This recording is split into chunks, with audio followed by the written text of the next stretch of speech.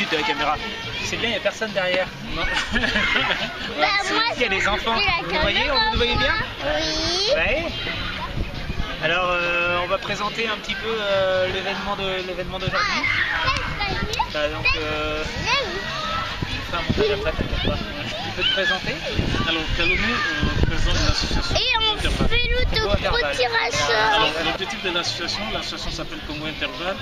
Alors, Où est-ce qu'il est le poulet qui tombe là-haut? Je laisse pas nous ma pas.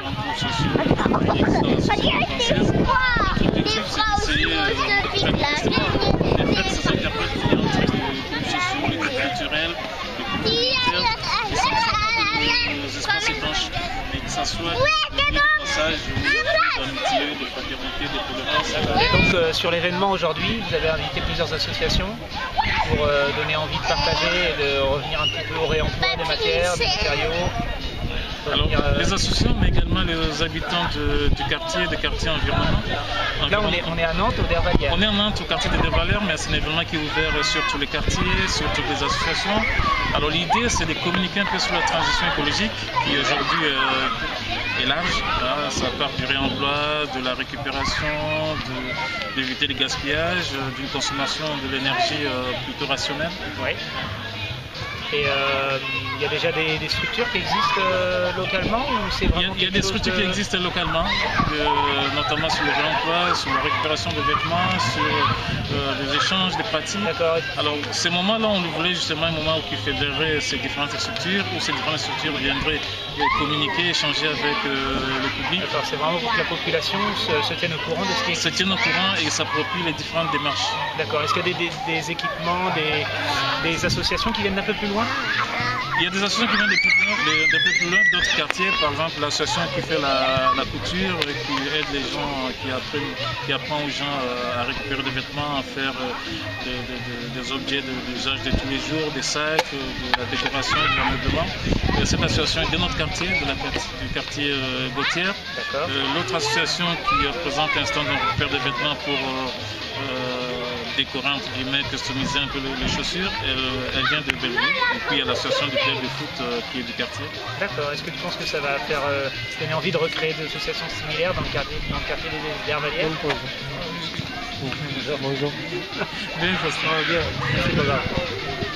On le souhaite, on le souhaite, c'est possible. Après, c'est une graine qu'on lance, hein. C'est des graines qu'on lance. On ne sait pas si ça va pousser, si la terre sera réceptive, fertile, on verra. Il y aura de nouvelles idées, de nouveaux besoins. De nouvelles idées, de nouveaux besoins. Déjà là, les gens quand ils voient les générateurs, parce que l'objectif de ce festival, c'était l'objectif.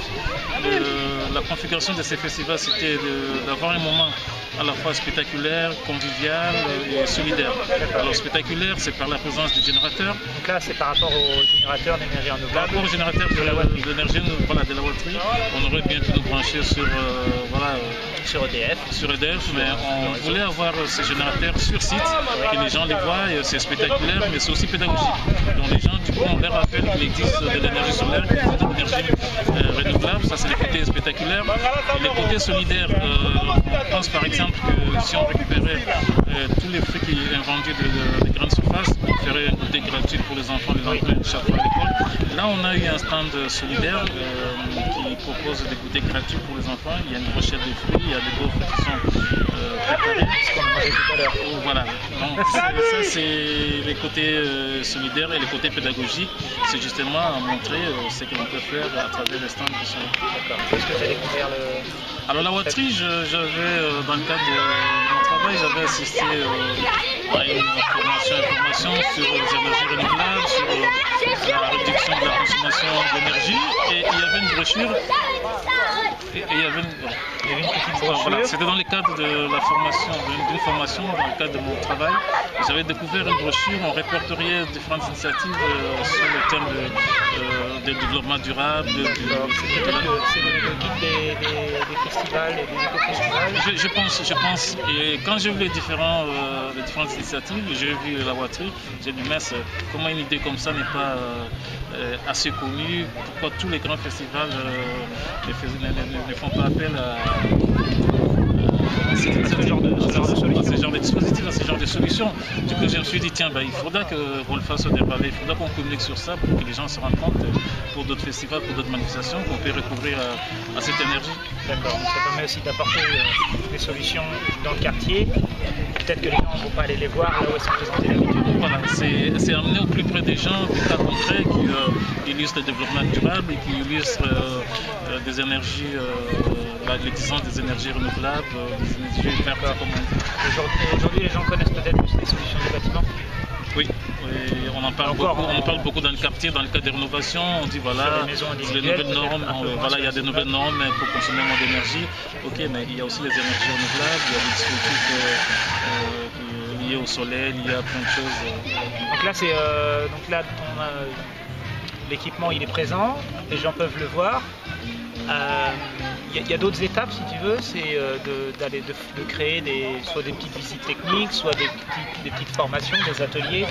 On peut aussi intégrer ce genre de solution au niveau des centres de formation. Je sais que j'étais anciennement professeur et il m'est arrivé d'aller emmener mes remorques énergie dans les écoles d'électrotechnique pour montrer un petit peu ce qu'on peut faire. Donc si tu veux, il y a d'autres solutions encore, on n'est pas obligé d'exploiter l'énergie, on peut juste en parler ou démontrer ou faire des petits stages, des voyages, des choses comme ça. Je pense que ça participe à la culture générale. Et on entend beaucoup parler de l'environnement, de l'écologie. Il faudra que ça reste sur de grands thèmes développés dans des grands médias. Mais il y a des cas concrets comme ça où c'est vraiment très intéressant de le montrer, de l'expliquer aux gens à des occasions comme ça, effectivement, lors des formations aussi. Moi, je pense que c'est aussi... On voulait que ça soit la première édition, mais là, c'est pas la première édition, c'est un peu l'édition 0. Parce que les choses ont été conclues. Voilà, les choses ont été conclues très tardivement. On n'a pas eu assez de marge pour communiquer. Oui. Mais l'objectif, c'était vraiment de communiquer pour que quand les gens viennent ici, ils aillent vers le générateur, vers celui qui l'a réalisé pour poser des questions. Et on voulait que les jeunes, les gamins y aillent aussi. Mais là, on a très peu communiqué. Les flyers sont sortis en retard. C'est ce qui fait aussi que les gens...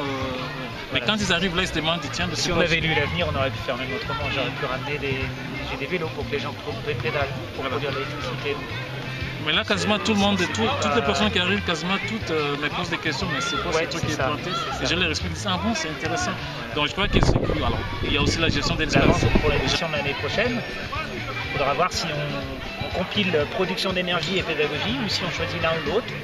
Ou de quelle manière ça peut être intégré. Je pense que là on se découvre un peu. Ouais. Nous découvrons encore plus les générateurs et toi tu découvres un peu plus nos intentions, nos objectifs. Du coup on sait exactement qu'il faudra faire l'année prochaine et les côtés pédagogiques on va vraiment les renforcer l'année prochaine. Vous êtes en partenariat avec la mairie Oui, la mairie soutient l'initiative. C'est pour ça que ça a pris du temps parce qu'on a passé beaucoup de temps à discuter, à échanger avec la mairie, à essayer d'élargir. Il y a beaucoup de partenaires qui sont très intéressés par la démarche, sauf que quand nous avons mis tout en place, nous étions fin juin, tout le monde avait déjà programmé des vacances. C'est pour ça qu'il y a très peu de participation. Mais il y a un grand intérêt de la part de beaucoup de gens. La mairie est très intéressée, elle est impliquée et souhaite vraiment que ça s'installe. Très bien, je te remercie. Il a été sage.